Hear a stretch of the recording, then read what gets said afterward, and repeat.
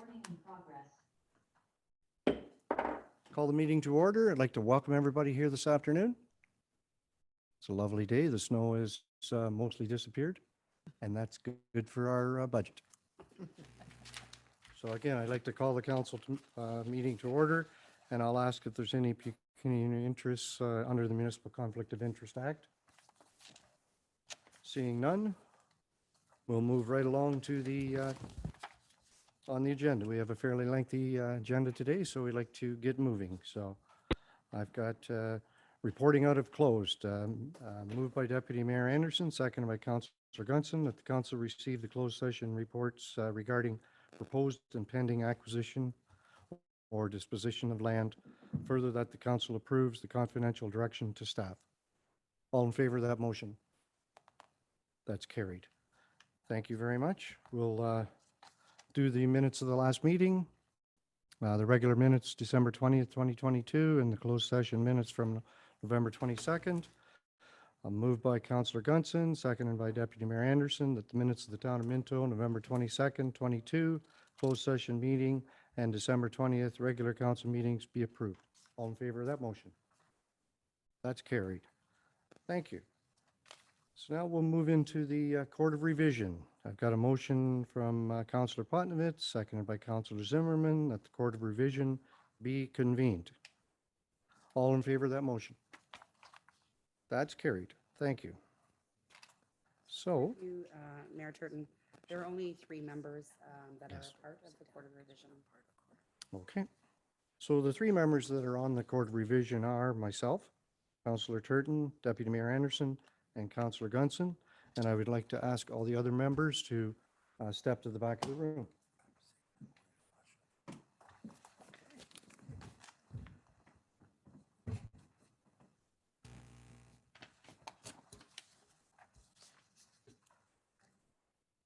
Thank you, Mayor Turton. I'd like to call the meeting to order. The first order of business is to appoint a chair. I am looking for someone to make a recommendation for a chair of this meeting. And do we have a seconder? Thank you. So the motion is that Dave Turton is hereby appointed as chair to the Court of Revision for Municipal Train 102-2022. All in favor? And passed. Okay, I will ask if there's any declaration of pecuniary interest and general nature thereof.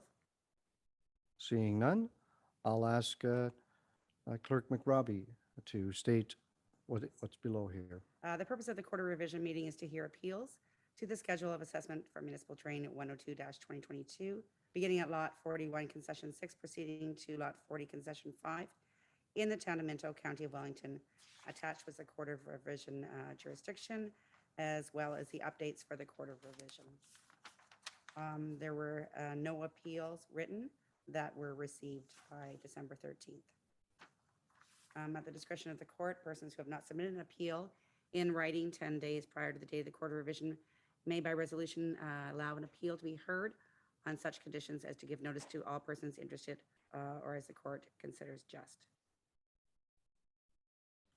Okay, so Clerk McRobb, there is no appeals from any landowners? No written appeals? Is there anyone that wants to speak today?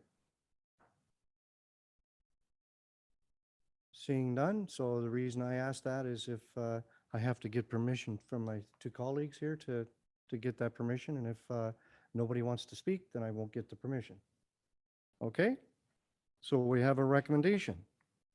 So through you, Chair Turton, I'm not sure if you wanted any further information to come from Trevor, who is here from RJ Burnside. Otherwise, the meeting can be adjourned. Trevor Kipfer, would you like to speak, please? Okay.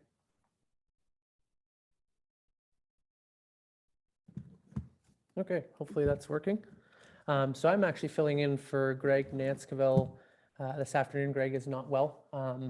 My name is Trevor Kipfer. I'm an engineer with RJ Burnside. And actually I've got with me here Edison Peel and Chris Thompson. They're 2 engineers in training with our office. So we thought we'd get them some training and get them out to see what a Court of Revision is all about.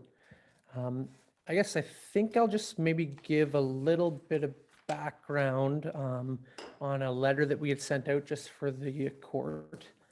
Um, So the assessments for this project, we use something called the modified Todgen method, which is a widely recognized methodology of determining drainage assessments. It considers factors such as looking at the amount of land, land type, and work that's being done on each property to determine assessments. So prior to this meeting today, we had actually sent out a letter to all the members in the watershed. I think Mike McIsaac had hand-delivered it to everybody, just about some revisions that we were making to the original report that was submitted by Burnside. This revision was in response to a site meeting that we held on December the 20th. We were looking at the watershed split based on a few concerns that were raised by some of the landowners involved. So those landowners were, so Tony Andreit's actually with us here today, Bill Wilkin and Jim Gibson. So Bill Wilkin is also an assessed party on this project. Jim Gibson is not. So the concerns that they had raised to us was, I guess if we look at each of them, so Jim Gibson indicated he felt that more drainage area, from what we were presenting in our original report, he felt that more area was going through his property. Bill had kind of a similar thought regarding the drainage area, and we had some conversations with Tony, and then I know Tony had submitted an email to Annaline as well. He was concerned, he thought his assessment was too high for the project, as per the original assessments in our report. So based on these concerns, we kind of took into the fact that Jim has been at his property for about 25 years, Bill for close to 10 years, and Tony close to 50 years. So we felt that it'd be worthwhile to meet with them, and hopefully we can make any of these revisions at the quarter revision. This would be the time to kind of do that. So following a site investigation and re-looking at some of our topographic mapping, and discussing with the property owners, we made a revision to the drainage, the watershed area, as well as the assessment schedules. And we highlighted those changes in our December 22nd letter that was submitted to the town, and then also sent to all the property owners involved. So the main source of debate in this change was watershed boundary through a wetland area on lots 40 and 41, concession 7.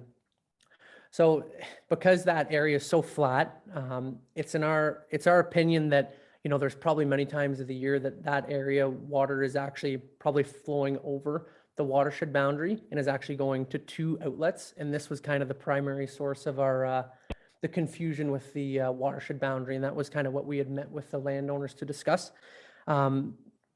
After looking at this again with the landowners, it was our opinion that our updated boundary was a more representative drainage divide for the majority of the year, and this resulted in the fairest distribution of costs.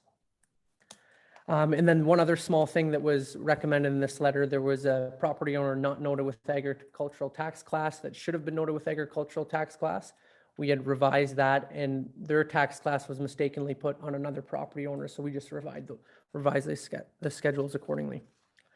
So for us, as per the concerns raised by the property owners in the follow-up investigations that we had completed, we'd like to propose changes to the watershed boundary and the assessment schedule as per the letter that we had submitted on December 22nd, 2022.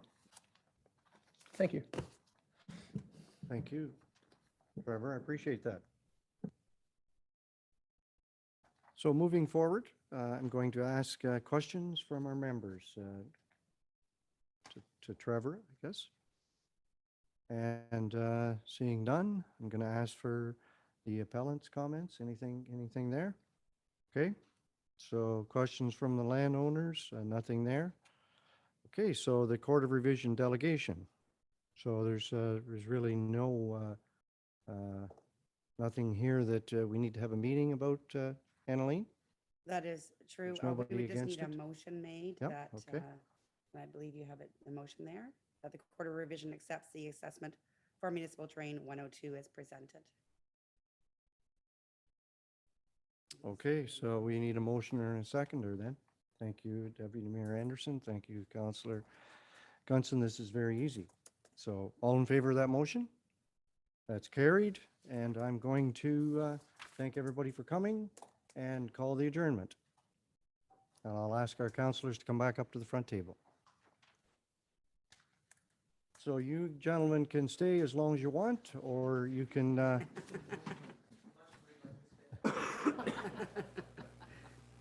you can give up your seats for the next group. Thank you very much.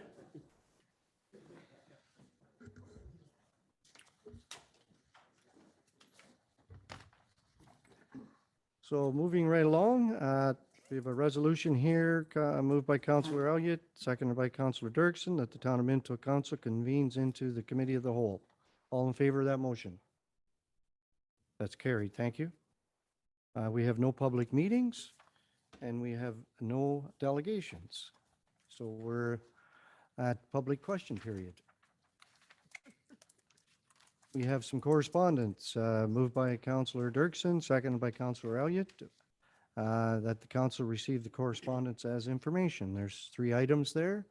Is there any that anyone wants to pull out and have Deputy Mayor Anderson? I was just sort of interested in B, this CN Railway contribution requirements. I'm not very familiar with that concept. Something we need to worry about or we should support, or they're saying that CN Railway is not going to pay any drain costs if on land that is owned by them, that they're declining that because it's a federal versus a provincial. It's the first I'd ever heard anything like that. Nobody cares. Who wants to speak on that? Go ahead, Treasurer Duff. Thank you. So, Deputy Mayor, this has been an ongoing issue, not too much for Minto, because as you know, there's not a lot of CN rail land. It's a big issue, I believe, in like the Southwest, the Chatham-Windsor area, and there are significant, as we just saw, the drainage assessment, so you could have the CN property, and they always used to pay their drainage assessments, and this is more of a policy or whatever. So it has been a hot topic. You may have heard a bit of AMO of that, but it is a thing, and you know, you've got a federal, you've got the Provincial Drainage Act, and you've got the local municipalities. So I believe that municipality is in that area, so it probably is a big issue for them, but not so much around here. I could see it being a big issue. Mm-hmm. On CN rail land, because True. they're not going to pay their forest drain. So I was just curious about it. Sure. Thank you. Thank you, Treasurer Duff. Any other questions on these 3 items? Hearing none, I'm going to call the question. All in favor? Mayor- Sorry? Just got my hand up when you looked. Sorry at it, about but- that. Sorry- Councillor Dirksen, go yes, ahead. Sorry about that. So I just wanted to point out on the Crime Stoppers Guelph Wellington newsletter, you'll notice that in the first frame there is 100 women who care rural Wellington and the 100 men from Guelph, 100 plus men from Guelph apparently. So I just wanted to make council aware that the 100 Women Who Care Rural Wellington funded this project for the cyber trafficking or cyber safety and human trafficking, along with the 100 Men group from Guelph. And so they were the recipient of around $10,000 in September of 2022 from our group of women. Just wanted to make you aware of that. Thank you very much, Councillor Dirksen. Anything else then? Before we call the question? All in favor of that motion? Against? That's carried. Thank you very much. All right, so we're moving into reports of committees. Committee minutes for approval, there is none, but we do have some staff reports, and we'll start with number 1 there. We'll ask Belinda to enlighten us on this.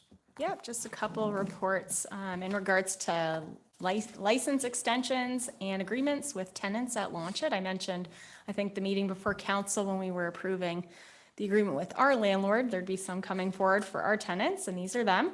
The first one is a license extension with the Minister of Infrastructure. So they rent space in our building 1 day a week, basically, for a few hours. So this is extending that till February 28th, 2025, which is when our lease with our landlord expires. And they've increased their rent payment by 6.9%, which is inflation. So just approving to go ahead looking for your approval to go ahead and sign that agreement. So that we've got a motion by Councillor Zimmerman, seconded by Councillor Potnovich, that the Council of the Town of Minto receives report ECDAV 2023-001 regarding the license extension and amending agreement, Ontario Infrastructure and Land Corporation, considers passage of the related bylaw in open session, authorizing the mayor and the clerk to sign the license extension and amending agreement. Questions for Belinda? All in favor of the motion? That's carried. Thank you. And the second one is Melissa Miller. She's a dental hygienist that has space at the front of Unit 3. She's been there since the beginning of April of 2021. And this is a one-year lease beginning December 1st. So she technically started in December, ending November 30th, 2023. And her rent is $450 a month plus $50 for hydro. I'm just, again, looking for your approval to sign that agreement.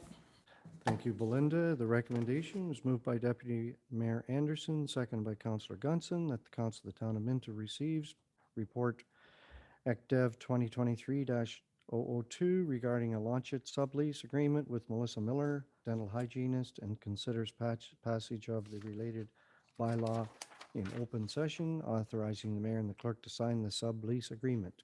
Questions for Belinda? All in favor of the motion? That's passed, carried. Thank you. Belinda, thank you for looking after that, getting that launch-it property signed up for the next year. We'll go on to the next item then, the Lothman severance, and we'll ask Ashley to give the report. Perfect. So good afternoon, Mayor Turton and members of council.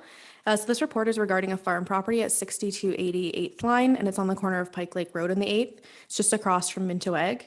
The proposal is to sever the farm roughly in half, with the severed portion being approximately 91 acres and the retained portion being approximately 100 acres. The retained parcel is currently where the existing farmhouse, barns, and silos are. The property is designated as the prime agricultural greenlands and core greenlands in the county's official plan. Prime ag severances are permitted provided they meet the minimum lot size of 86.5 acres, which this proposal does. The property is already zoned as agricultural and natural environment, and both lots will meet the lot area and frontage requirements for that zoning.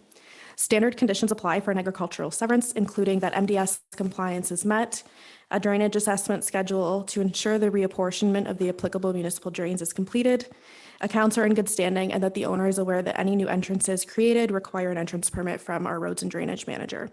Generally, on large farm parcels, MDS compliance is not an issue. However, the county is in the process of running the numbers, and should relief be required, they'll include it as a recommended condition to the Land Division Committee.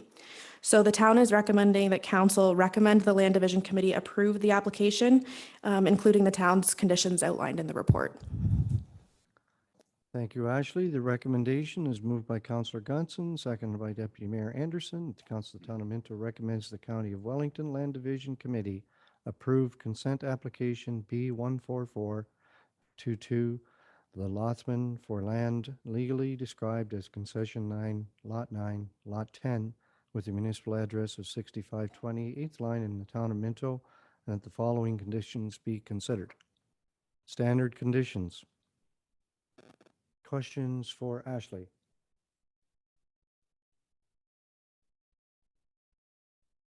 Like Ashley said, this is fairly standard, fairly straightforward, and we'll allow the land division to have a look. All in favor of the motion? That's carried. Thank you. Okay, we're moving right along here.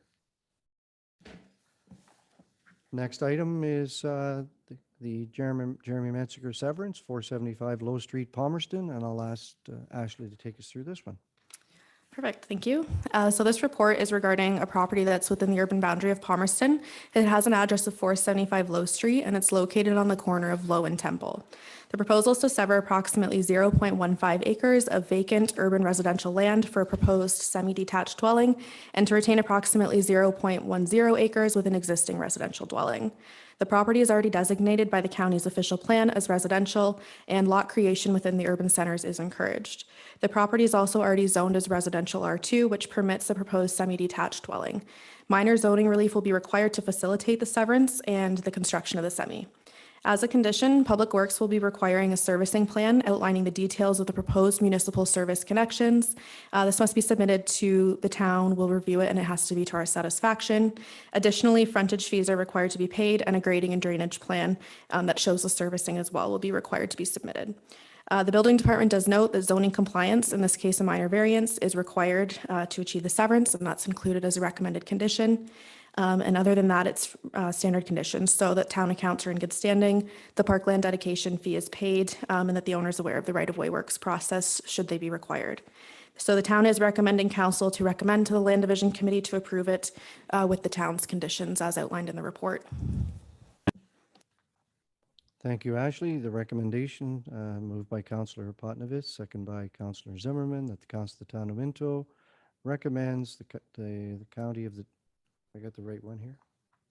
Anyone in the Land Division? Yep.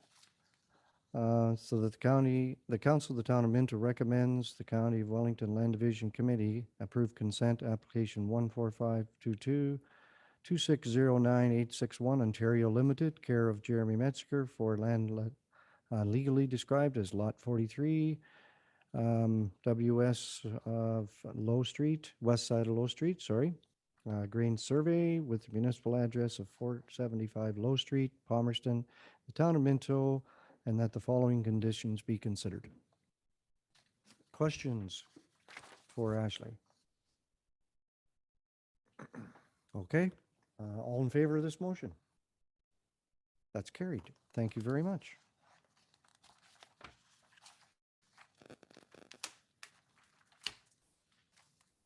Okay, so the next item is Ashley again. It's the Alvin Martin, 9810 Baseline Road, ZBA 2022-06. And Ashley, please take us through this. Perfect, thank you. So this is the last one I have to bug you with today. So this report is regarding the property on the corner of Given and Baseline Road with an address of 9810 Baseline Road.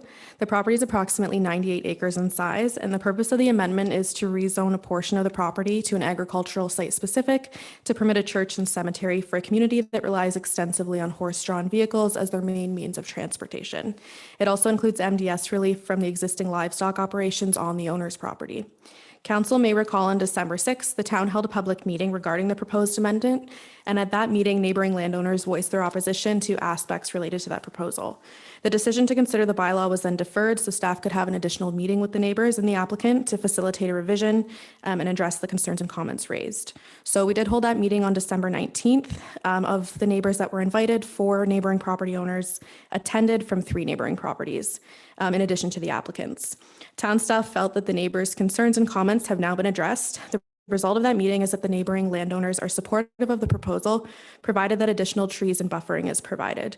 They would also like the driveway size reduced. So the town has amended the bylaw to include where the trees must be located and the minimum height and type of tree. So they're to be coniferous trees and a minimum of 5.9 feet. Ultimately, town staff felt that that meeting was productive and positive, and we have amended the bylaw for council to consider based on the resolutions arrived to at that meeting. The neighboring landowners and the applicant did indicate at that meeting that they are in agreement with this revised proposal. So we are recommending that council receives this report for information and considers passing a bylaw in open session. And I did outline in the report the way each comment was addressed.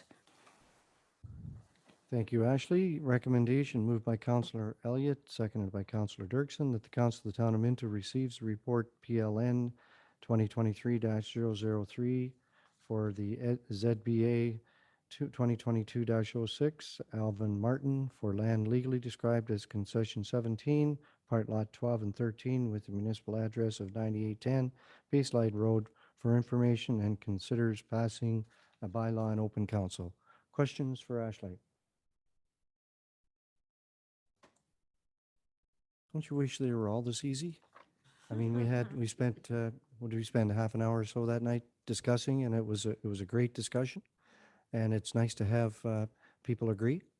And I want to thank Terry, you and your department for facilitating this and possibly bringing it to fruition. So we appreciate that. We as council members like to have things go smoothly.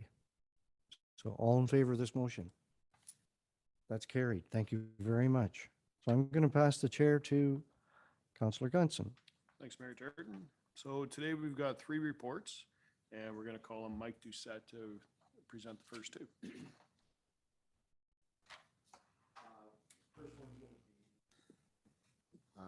Our 2022 DWQMS external audit was completed on December 9th of 2022, and everything went well with that one. Was recommended for continued certification of our DWQMS.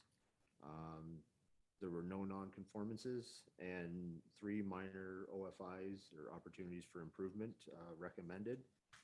All one related to element 6, element 7, and element 8. So we are going to take those into consideration, and it all goes towards our continual improvement of our DWQMS and our operational plan. Thanks, Mike. I got a recommendation here that moved by Councillor Dirksen, seconded by Councillor Elliott, that Council of the Town of Minto receives report PW 2023-001 regarding 2022 DWQMS external audit outcome, and further that all council members review, approve, and endorse the 2022 DWQMS external audit outcome report. Any questions? Not seeing any questions. I'll ask the all in favor. Anyone against? That's passed. Report number 2, Mike. Thank you. This one will be for our 2022 management review and management review outcomes. So our meeting was completed with the Management Review Committee on November 29th, 2022. Just some kind of highlights. Our MECP ministry inspections for all systems were 100% last year. We had 7 adverse drinking water results related to our Schedule 23 and 24 sampling, which is inorganics and organics. 6 for elevated sodium levels and 1 for arsenic. We had 6 main breaks and 7 service line repairs in 2022. All were classed as Category 1, so they're safe for all things from considering. Our 2021 external audit was completed on November 22nd. No non-conformities and 3 opportunities for improvement. 2022 internal audit was completed April 4th to May 18th. Again, no non-conformities and 3 opportunities for improvement were identified. Water taking levels are projected to be kind of on par with previous years. Consumer complaints, pretty much almost the same as what kind of has been coming in, and data downloads and high water bills continue to be our biggest complaint.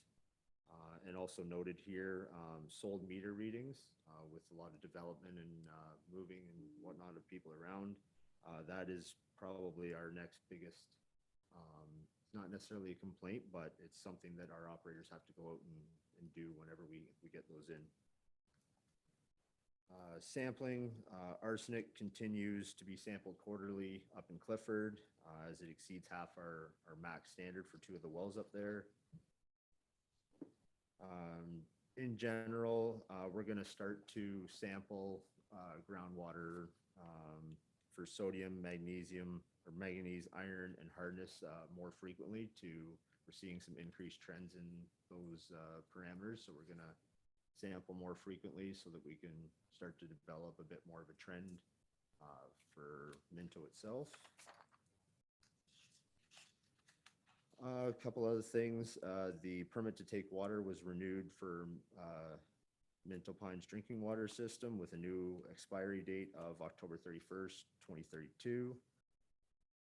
34 new water meters were issued between all 3 towns. Minto was awarded funding for Minto Pine's second well, which that project is slated to begin this spring. White's Road reconstruction went very well and is now open back up, and everything's good there. A couple other minor developments, Minto Road, water main extension, Elgin Street in Palmerston, and the new MEX or Moorfield Excavating subdivision in Hairston. Minto received 2 price increases last year for its water treatment chemical, chlorine. And then at the start of this year, we received another price increase for the same chemical. So since the start of 2021, our chlorine has increased 51.4% in cost. So provides some challenges there, but we need it for the treatment of the water, so it's nothing that we can really do about it. Some action items that came out of the management review meeting. We're going to be looking at more training related to DWQMS for all staff, and possibly find another staff member to do some DWQMS internal audit training, just to have more people available to complete that for us. And then, as previously mentioned, we're going to be doing some increased sampling on some of our groundwater parameters. That's it. Thanks, Mike. I'll read the recommendation. Moved by Councillor Zimmerman, second by Councillor Podnitz.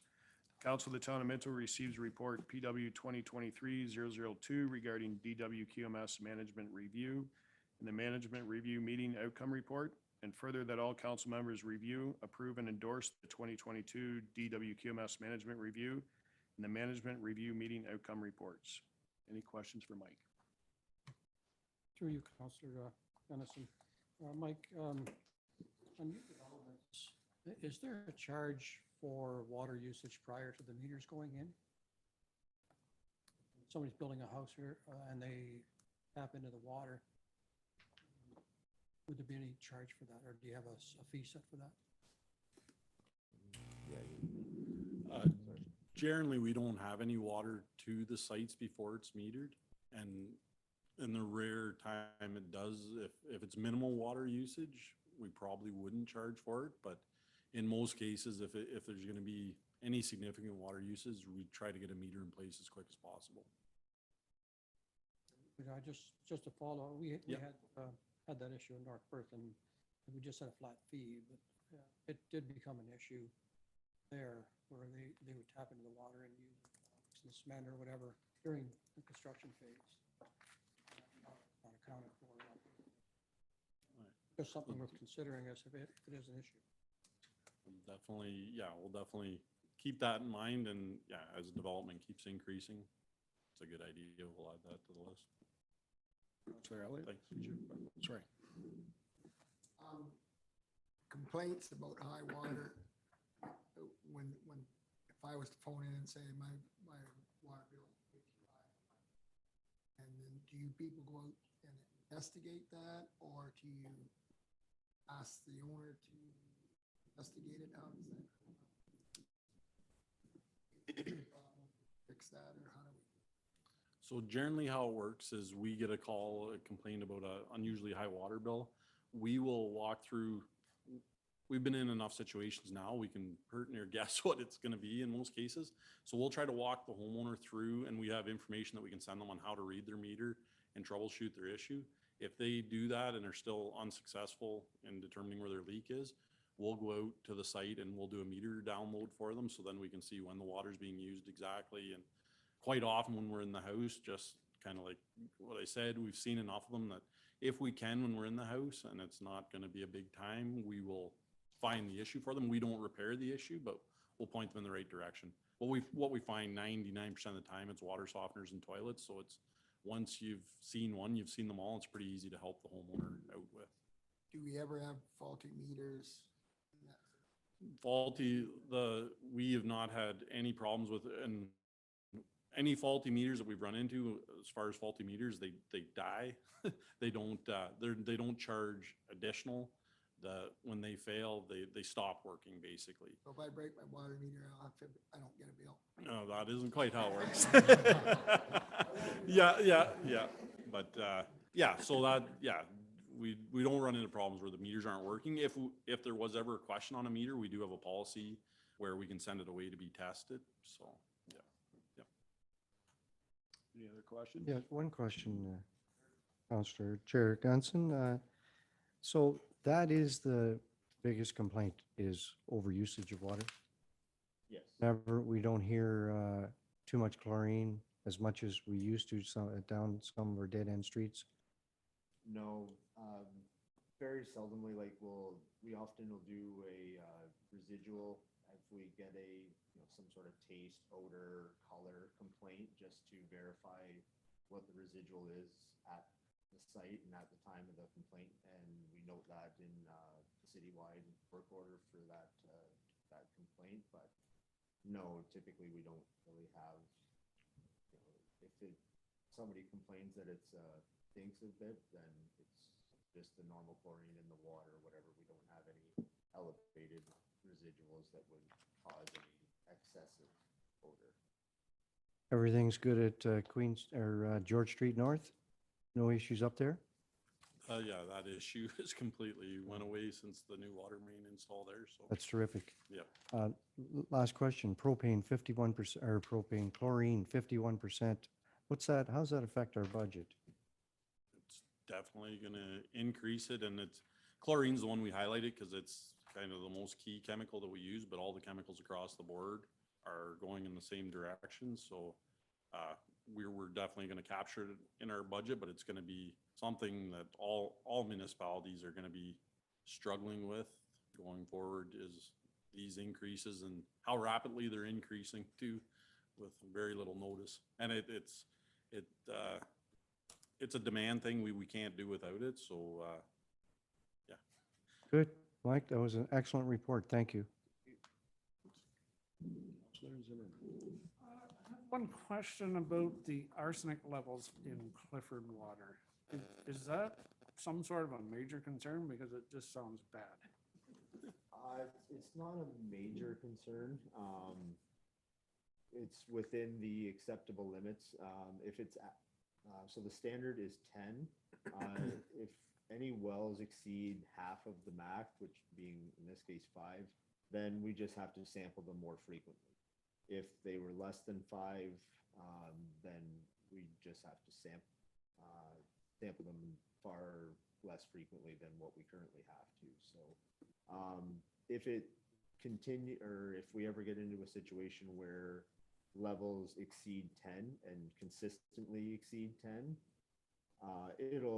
won't be an extreme emergency situation, but we will then have to probably be prompted to look into possible treatment for arsenic, which will affect a whole bunch of other things operationally. But right now, it's staying pretty consistent with the levels that they're running at below 10. So as of this point, it's not a great concern yet.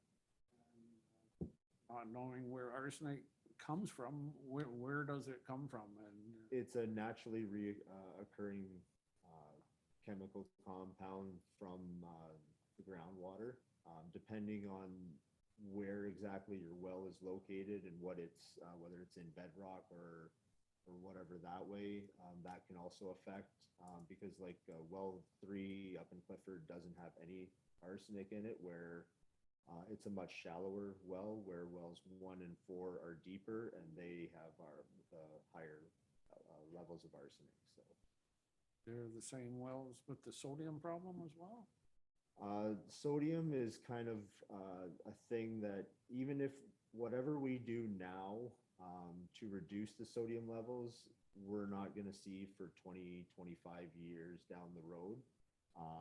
It's kind of an ongoing issue everywhere. Now, our sodium levels are elevated compared to what they were 5 years ago when we last sampled for them. But in the grand scheme of things in Wellington County and the province, we're still quite low compared to, your bigger centers or whatever that way. Thank you. Any other questions? See none, I'll ask all in favor. That's passed. Thanks for your reports, Mike. They're really good. Third report, Mike McIsaac. Thank you, Chair Gunson. So this report is just a standard amendment to the bylaw to enable staff to recoup costs from drainage projects that have been completed this previous season. So Drain 69, we've been working on it for probably close to 12 years, which is finally coming to a close. And Drains 30, 52, that project there, I think we've been working on it for about 6 to 7 years with that one. So it's nice seeing these ones come to a close, that's for sure. Thanks, Mike. Any questions? I'll read the recommendation, moved by Deputy Mayor Anderson, seconded by Councillor Dirksen. The Council of the Town of Minto receives the report PW 2023-003 regarding municipal drain 69, Shannon Municipal Drain and Municipal Drains 30 and 52, 2022 amended assessments, and considers passage the associated individual bylaws in open session. Any questions for Mike? Thank you, Councillor Gunson. So Mike, why would a drain repair, rebuild, replace go 12 years? With this one, with the DFO approvals, there was endangered species in the general location, standards changing. There were just a number of things that compiled that way, as well as multiple property ownership changes at different stages of the report. I believe there was some major changes to property ownership about 4 years ago. I'm gonna say probably about almost a third of the watershed changed property ownership, so bringing the new owners up to speed. Changes with what they would like to see included in the new design incorporation. Some of the property owners didn't have any reason to systematically tile their properties at the time of the original, and then new ownership, that's the first thing they want to do.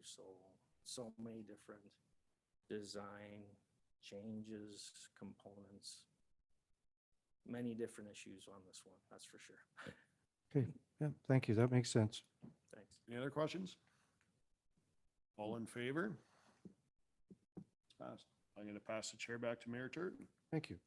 I'll ask Caitlin to step to the podium and give us a health and safety update. I'm just gonna grab a microphone. for Sorry, her. yeah. Need to be heard. I do.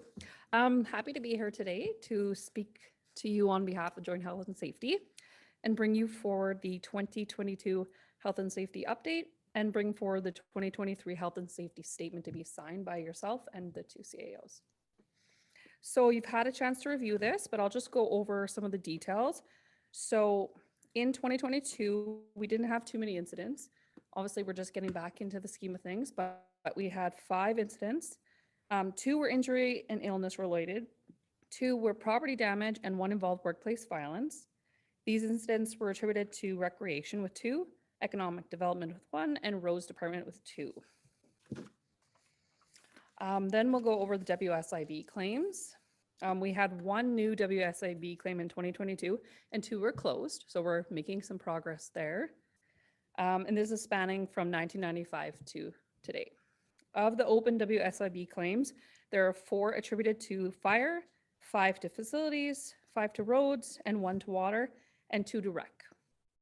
Of those, 13 are injury or illness related, 1 is an exposure, 1 is musculoskeletal, and 2 are slips, trips, and falls. Do you have any questions on those? Questions for Caitlin? All right, and then that just brings forward our health and safety policy, which is to be signed, and that's just commitment by council and CEOs and our mayor that the town of Minto is committed to health and safety for all employees. Any questions? No questions for Caitlin. So the recommendation is moved by Councillor Gunson, seconded by Deputy Mayor Anderson, that the Council of the Town of Minto receives report CL 2023-001 regarding the 2023 annual safety update and approves the health and safety policy statement as presented. Caitlin, I personally would like to thank you for taking control of this with the support of our staff. We've made headway. Yep. And and some of the money that was saved um, will be well spent because we've got a budget coming up and it's all good. So all in favor of this motion? Against? That's carried. Thank you very much. Thank you very much.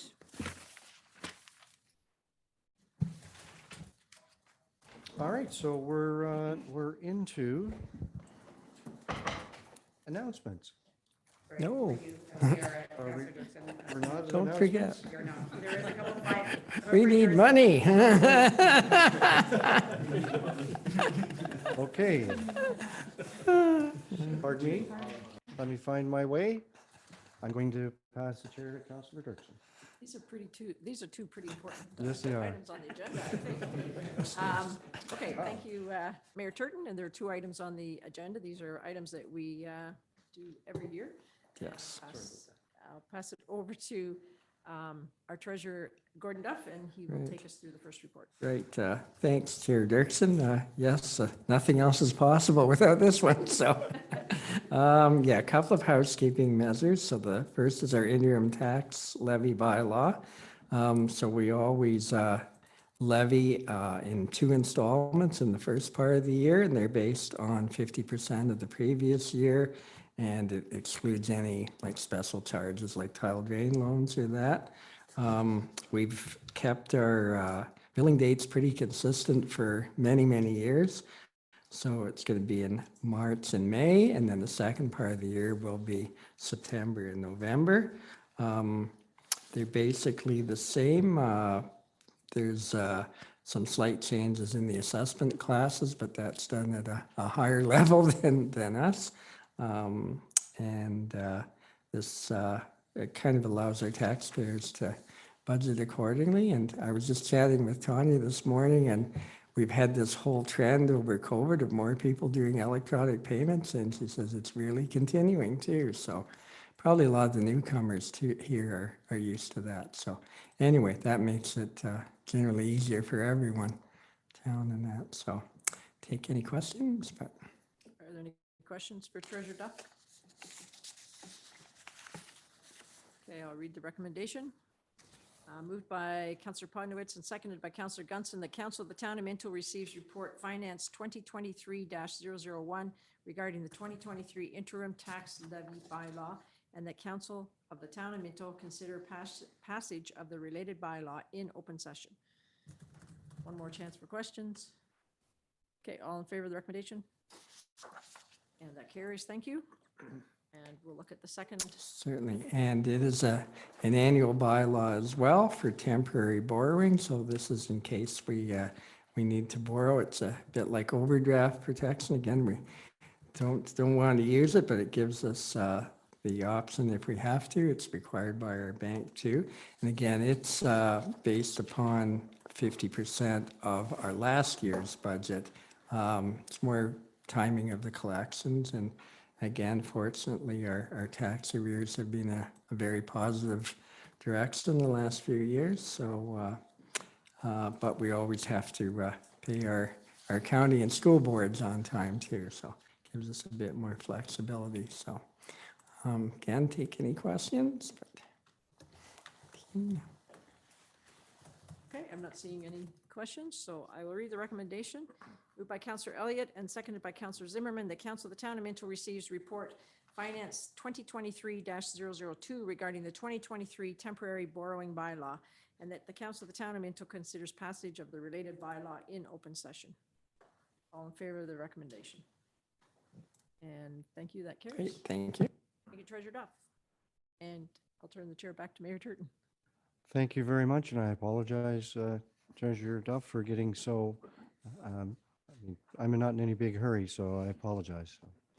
Let's move along to the council expense policy. That's CAO 2023-001, and our interim CAO, Mark Potter, is going to take us through this one. Thank you very much, Mayor Turton.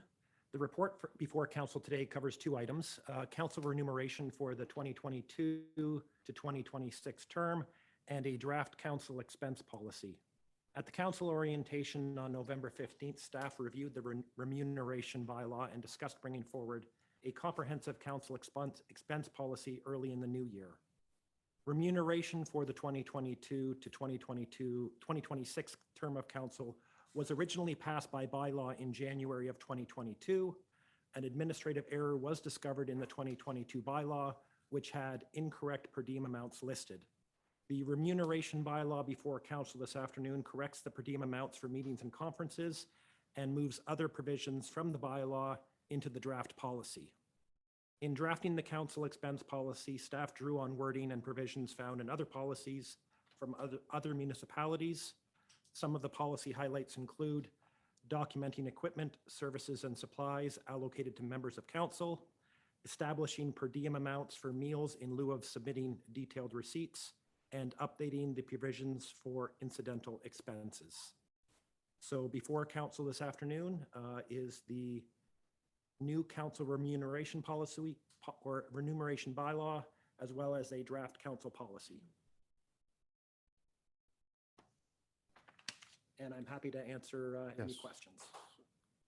So the recommendation is moved by Councillor Dirksen, seconded by Councillor Elliott, that the Council of the Town of Minto receives report CAO 2023-001 regarding council remuneration 2022 to 2026 and council expense policy. The Council of the Town of Minto approves the council expense policy as written, and that the Council of the Town of Minto considers passing the bylaw in open session regarding council remuneration for the 2022-2026 term. Questions for our CAO? Okay, seeing none, you're going to get off easy, Mark. All in favor of this motion? That's carried. Thank you. Okay, I'm going to announce that it's now announcements.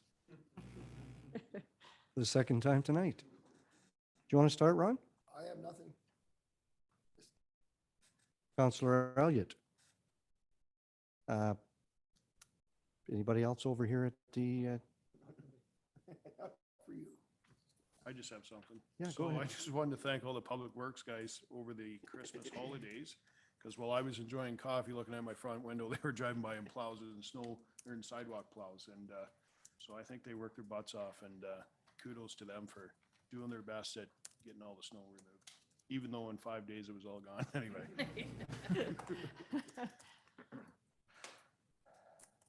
So I have two items. First one being Big Brother, Big Sister. North Wellington Bowl for kids' sake. We do have a team going from Minto. Linda is spearheading it, and so far we've got either 3 or 4 or 2 people on the list, depending on how many other people volunteer. It is February 5th. Campaign runs from February 5th to March 5th. This letter's from Terry Dykeman. She's the fundraising coordinator for Big Sisters, Big Brothers of North Wellington. So February 5th is the kickoff day, and opening ceremonies are at 9:45 a.m. and we bowl at 10.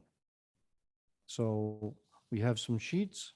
We're going to get some sponsorships and take a lump sum to them. So we're going to pass this sheet around, and I'm going to get Jeff to stand at the door. Sorry, Jeff. Nice, Ed.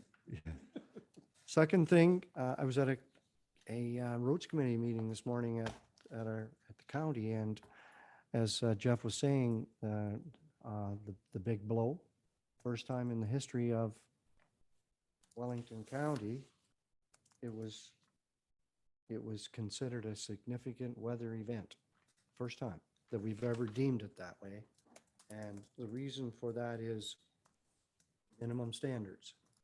For example, and I'll explain it, Mike, and if I'm wrong, you can chime in. But so when we declare it a significant snow event, if for some reason, 3 or 4 or 6 or 10 hours into the event, we haven't cleaned our roads to a certain standard, we have that to fall back on.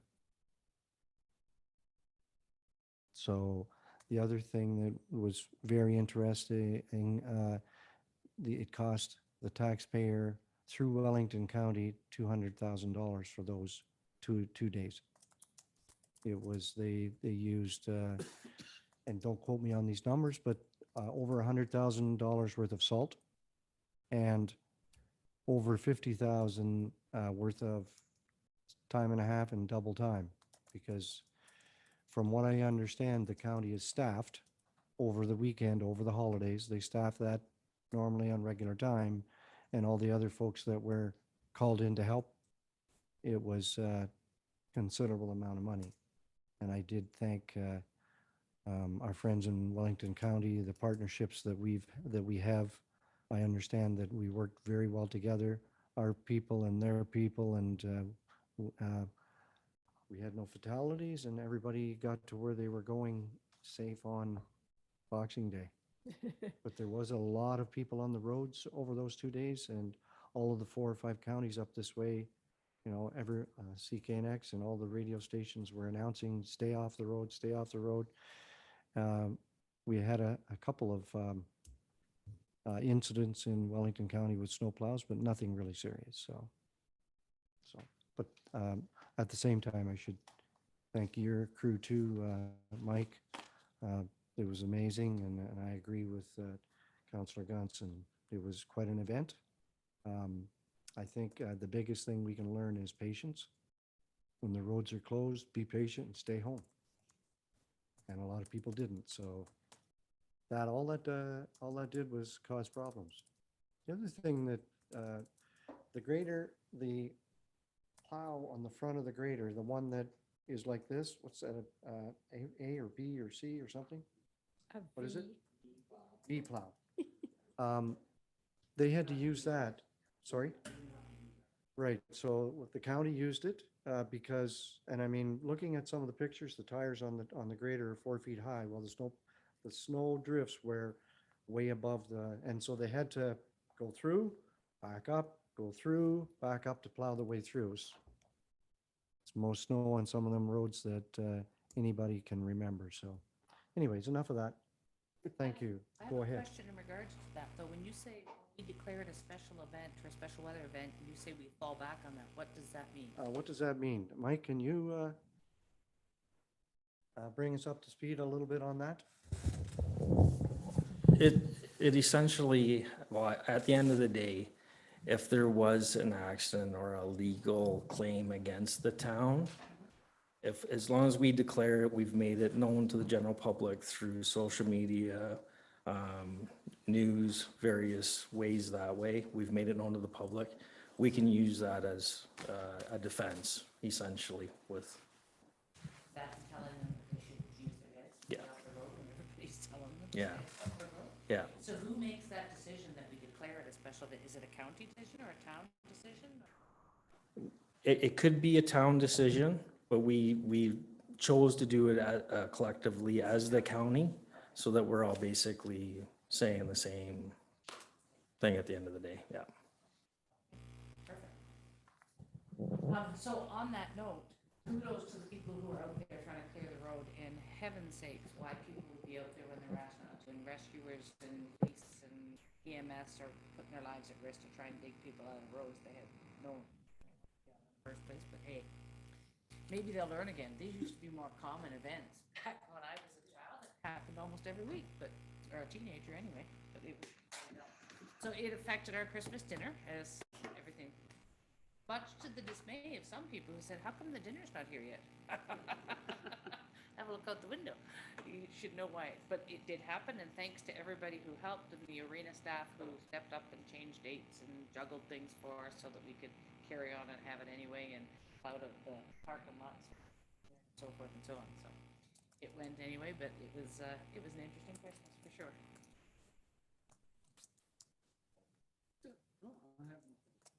I don't believe I counted. Yeah, so on behalf of the town, Gene and Dave and whoever else helped, thank you for that. I mean, what is the 10th, 11th? 7th.